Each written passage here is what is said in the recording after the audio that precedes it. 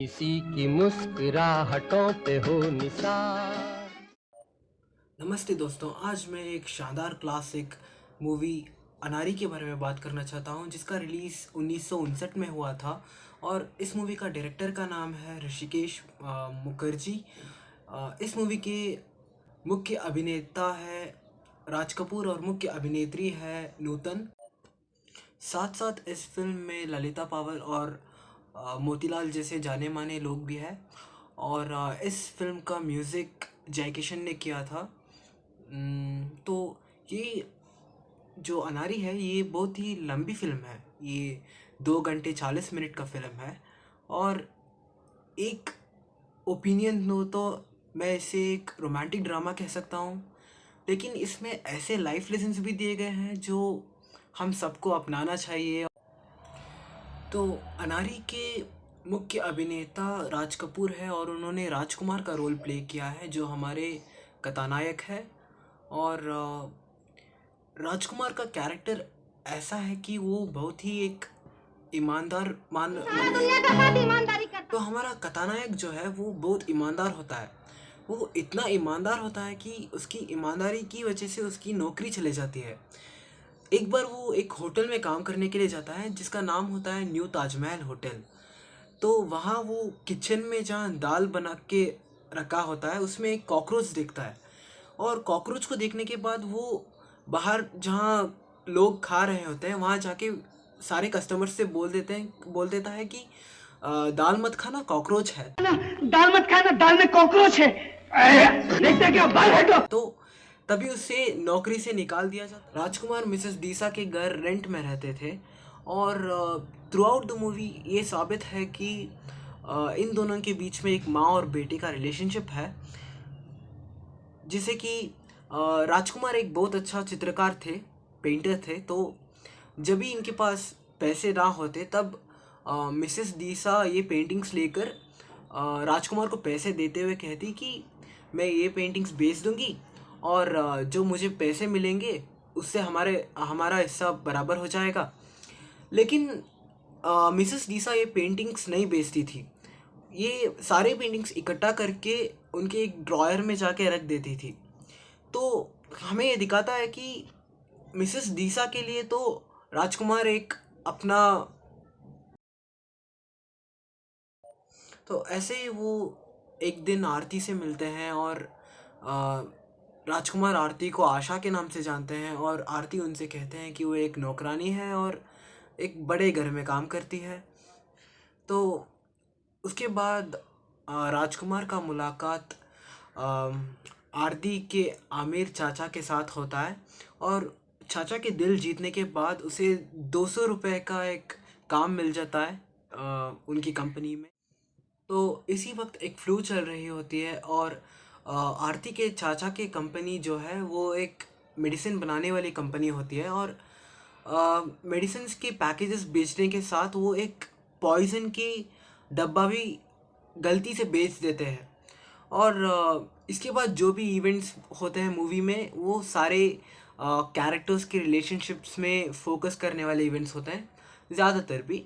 और बहुत सारे गाने हैं। और मेरे ख्याल से तो इसका एक हाईलाइट गाना, इस मूवी का एक हाईलाइट गाना तो ये है कि किसी के मुस्कुराहटों पे। तो और भी बहुत सारे गाने हैं, अच्छे गाने हैं। तो इसमें एक बर्थडे पार्टी वाली सीन है, जहाँ केक का शेप दिल जैसा बना होता है। और एक आदमी कहता है कि अरे रामनाथ जी, आप बहुत मजाक वाले आदमी हो, अ, केक दिल जैसा बनाया हुआ है। तो ये मुझे थोड़ा अजीब लगा, क्योंकि अ, इसमें ऐसी बड़ी वाली बात क्या है। तो उसके बाद मैंने सोचा कि हाँ, ये 1959 का मूवी है, तो तब का केक डिज़ाइन और तब का टेस्ट सब अलग होगा ना। तो उसके बाद, क्योंकि भाई आजकल के लोग तो केक पे खुद अपना फ़ोटो डाल के काट के खाते हैं ना। तो कहानी का अंतिम भाग तब शुरू होता है जब मिसेस डीसा मर जाती है। और उनका मरने का कारण वही जहर का बॉटल होता है, जो अ, आरती के चाचा के कंपनी से भेजा गया था।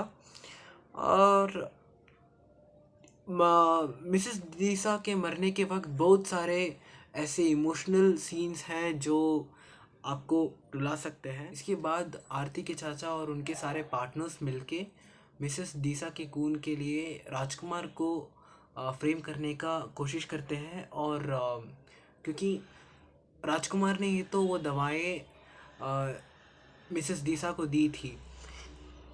उसके बाद कोर्ट में आरती आकर राजकुमार को बचाने की कोशिश करती है। सारा इंतज़ाम वो अपने आप ले लेती हैं, लेकिन उसके बाद राजकुमार कहता है कि नहीं, मैंने ही सब कुछ किया था, मैंने ही मिसेस दीसा को मारा है, मैं हिंदू हूँ और मिसेस दीसा क्रिश्चियन है, हमारे बीच में एक माँ और बेटे का संबंध कैसा हो सकता है।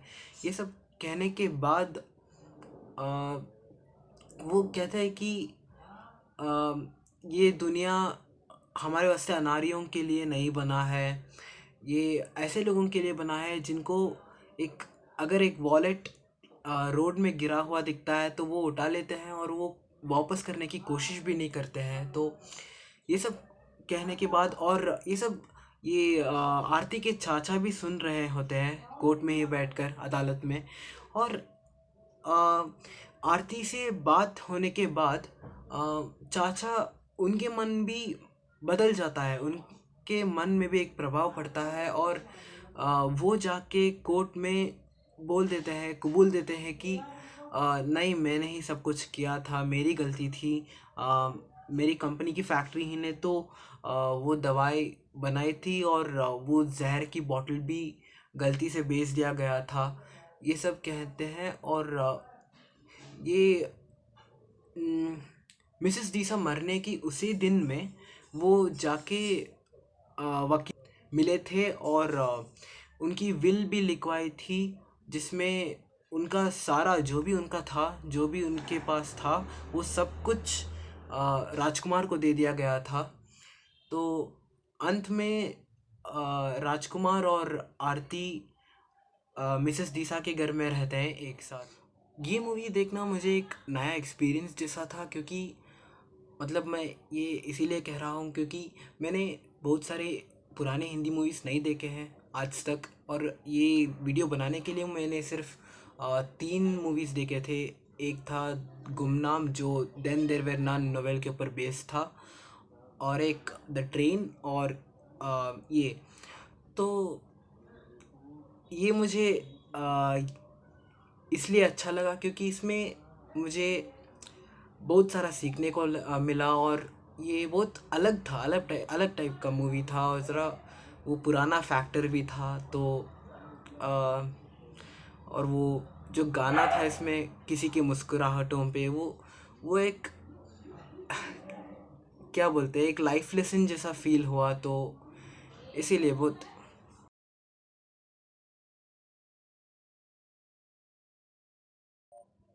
राज कपूर और नूतन की एक्टिंग और फेस एक्सप्रेशन सब कुछ अच्छा था। और जो मूवी के सॉन्ग सेटिंग्स थे वो उसमें कुछ भी अननेसेसरी नहीं दिखाई दिया। और जब मैं ये मूवी का विकिपीडिया पेज पढ़ रहा था तब मुझे ये पता चला कि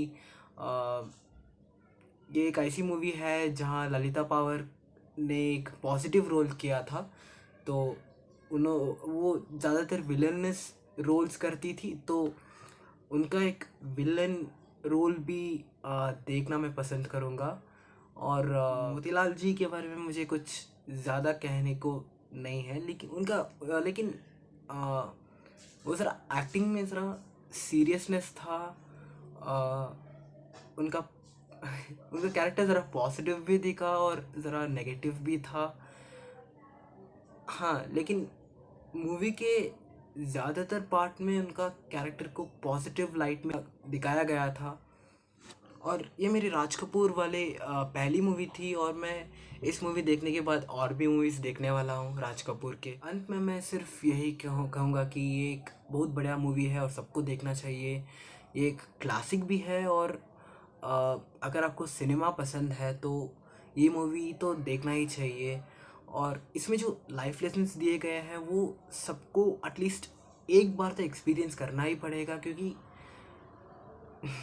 सब कुछ सीखा हमने, ना सीखी होशियारी।